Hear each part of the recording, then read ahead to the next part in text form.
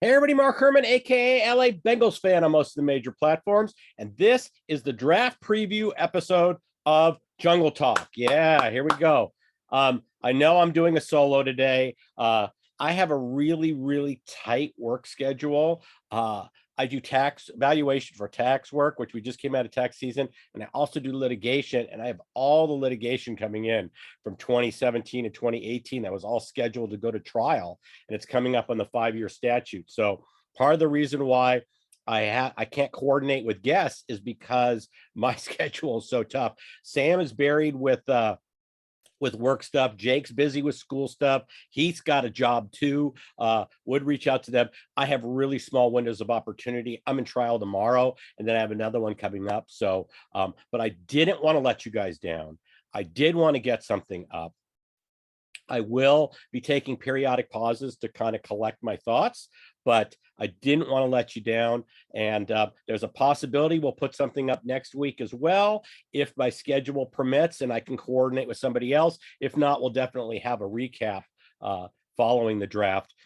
This is kind of a really somber thing for me. If you've watched the previous shows, I was planning on being at the draft next week. I had planned to be on the draft in 2020 when they were going to close Las Vegas Boulevard at the Flamingo Road and Las Vegas Boulevard. They were going to put bleachers in the streets, and the stage was going to be in the Bellagio Lake near the fountains, and they were going to bring everybody out in a boat. And I had a hotel room at the Flamingo, where right across the street from Caesars and the Bellagio, where everything was going to be taking place at that intersection, where the NFL experience was going to be. If you're going, it's probably going to be awesome. Vegas doesn't cheat you in any way. They go over the top. So all I can tell you is when I went to the Raider game last year, we got Sammy Hagar at halftime. Not dogs chasing frisbees, not gymnastic people doing flips or a band. We got Sammy Hagar doing 3 Van Halen shows at halftime. That's how Vegas rolls. I don't expect the draft to be any different. If you're going, it'll be great. I'm really bummed that I'm not going, but such is life. So we're going to jump into a little Bengal news. Then I'm going to touch on some highlights of my opinions of some stuff on the draft, and we'll go from there. If you don't subscribe, please subscribe. It's all I ask. Just support the channel. Please hit the like button. It helps us in the analytics in terms of when you get the video suggestions, like when this video ends, they suggest other videos. They base that on the thumbs up. So please throw a thumbs up. Please subscribe if you don't subscribe. That's all I ask. So let's get into some news. First of all, if you didn't watch the last video that I did with Heath, I loved our free agency period. We hit it was a grand slam. I mean, getting Collins at the end, so the 3 offensive linemen we signed, we basically opened up this draft to where we can go anywhere at 31, including trading out, which we're going to get into, but we can go anywhere at 31. It does not have to be an offensive lineman now. And with the Hayden Hurst signing, it doesn't have to be tight end. So we can go anywhere we want. Really helped us out. I'm so fired up about what we've got. We're already winning the offseason, and we haven't even got to the draft yet. So Rich Eisen had some really nice things to say about us after we signed Collins. I think I've tweeted out that link if you want to look at my Twitter feed. I don't know if I put it on the LA Bengal fan Facebook page, but I definitely tweeted that out. So please go take a look at that if you get a chance. Like I said, he's one of the guys that hasn't been bashing us through everything. So I do like to watch Rich Eisen's videos. Bates got the franchise tag. I'm coming to terms with the idea that this is Jessie Bates' last season with us. I'm not saying that it's going to that happens. Katie Blackburn has said that they want to work out a long-term deal. But when you look at the deal that Ward got, some of these, Cleveland is just writing some stupid contracts. The Deshaun Watson with the $240 million guaranteed, like I said, that's just stupid stuff. I have no idea what's going on in that building in terms of thinking down the road. Reminds me of the thinking with the trading out of the Julio Jones pick and then not having anybody 2 years later, but that's the Browns. I can't see us giving a contract like that to Bates. I just can't. Not with Higgins and Burrow and all the people, Chase, guys coming up that we have to pay. I just don't see. I just don't see that happening. So I'm coming to terms with the idea that this could be Bates's last year. I'm really coming to terms with that. So we're going to get a really good idea of what the Bengals' intentions and plans are in the draft. If they go safety, then this is definitely Bates's last year. If we use a first, second, or third round pick on Bates's replacement, and he plays well, Bates is gone. So we're going to kind of see what the Bengals are thinking in terms of that. But if you look at our history with the franchise tag, we don't typically sign these guys after the franchise tag. We need the franchise tag to kind of work that into the guaranteed money in the first year, so we don't have to do that. So I just don't see it happening. So I'm coming to terms with that. I love Jessie Bates. I'm not saying we don't re-sign him. Maybe he does a team-friendly deal. We're going to see. We'll learn a lot more when the draft comes up. Bengals got the zoning variance they needed on the practice facility. That's what was holding things up. We did get it. You can go on Google, you can go on Twitter, you might be able to even go on my feed. I think I tweeted out a rendition, a rendering of what they're going to do. It's going to be a temporary structure for this year, so it should be ready for this year. And then a more permanent structure will follow. But hey, it's not perfection, but it's progress. We're making progress. You can see the thinking in free agency the last 2 years. The change in how the Bengals handle social media has changed. You see the changing of the guard. Not perfect yet, but it's progress. It's not perfection, progress. So I like what we're seeing there. Before I get into the draft stuff, I would like to tell you that I hate mocks, especially in this type of a draft, and especially when you're drafting in the last 5 picks, even the last 10 picks. It's just the situation's so fluid. I didn't mind doing mocks when we knew we were taking Penny and Chase, and then we were looking at the second day. I don't mind doing those, but I really hate them. It's just it's paralysis by analysis. If you want to see mocks, there's tons of them out there. You're more than welcome. Go on ESPN. You'd probably 50 of them. So they're out there. I personally don't like to do them, but we will paint some broad strokes on needs and what might happen rather than talking about specific players. So that's where we're going to go with this. And let me take a break and we will go through all that. So like I said, I don't like mock drafts, but we do have several areas of need that we're going to need to address. We need a corner. This is a cornerback rich draft. We need an edge rusher. We need to bring in another interior D tackle. We obviously need a tight end. We did sign Hayden Hurst, but he's on a 1-year deal, which tells me that we're going to be addressing that need in this draft, and Hayden Hurst will be gone after his 1 year. And obviously we need to get a couple more offensive linemen in the stable. Whether or not we attack early or later will be with how we've graded people and what we're looking at. I wouldn't be surprised if we go corner. If we stay at 31, if we go corner with that pick, there's 10 great corners in this draft, 5 with first round grades, 5 with second round grades. We don't know how it's going to play out, how things are going to fall. But definitely I see us taking a corner in at least one or the first or our second round pick if we stay put at 31, and we're going to get into that. Defensive tackle, there's some interior D linemen that are good in this draft. We can also get Ogunjobi back.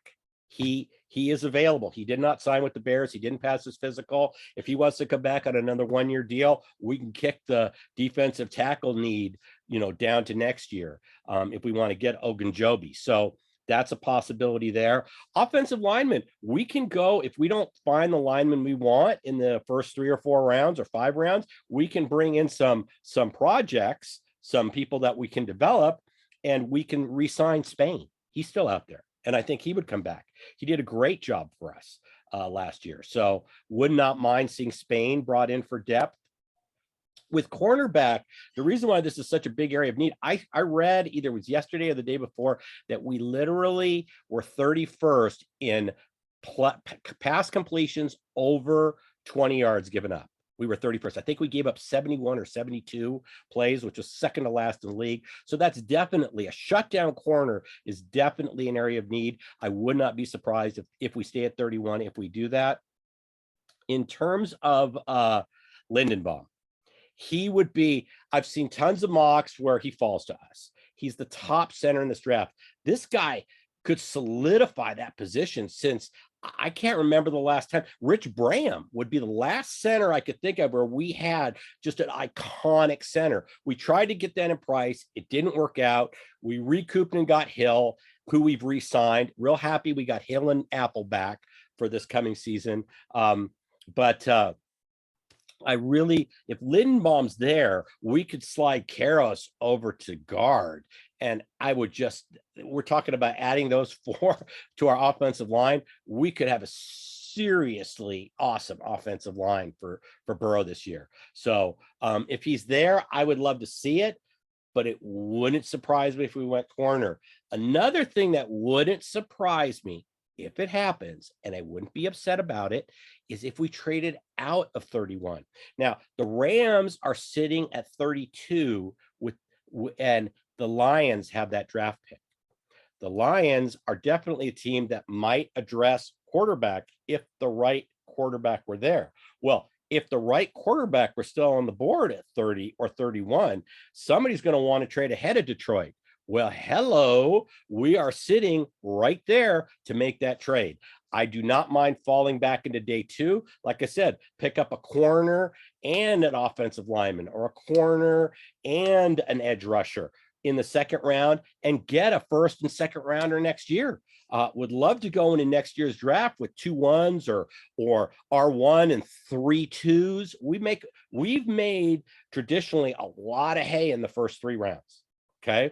So if we could stockpile to next year, that would be something I absolutely would do. And we're sitting in that position. You know, I always look back to the draft when we drafted John Ross, which was obviously a huge mistake.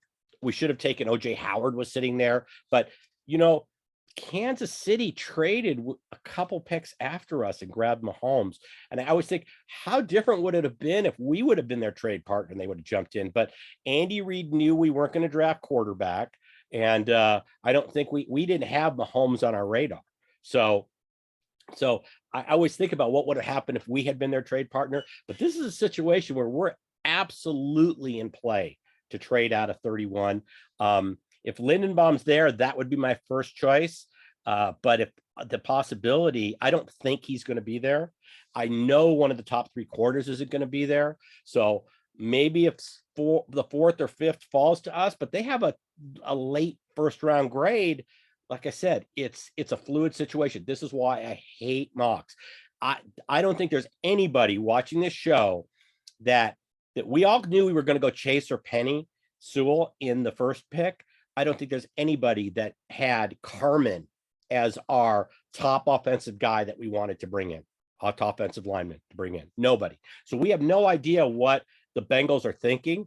I trust Duke Tobin. I trust Lou Anarumo now. I had questions about him. You can go back 2 years and watch the videos. I questioned Lou. I don't question him now. I see his vision. We saw the product on the field. We were in the Super Bowl because of that defense, because of how they shut down Kansas City when we clinched the division in the second half, how we shut down Kansas City in the AFC Championship game, how uncomfortable we made the Titans and Ryan Tannehill.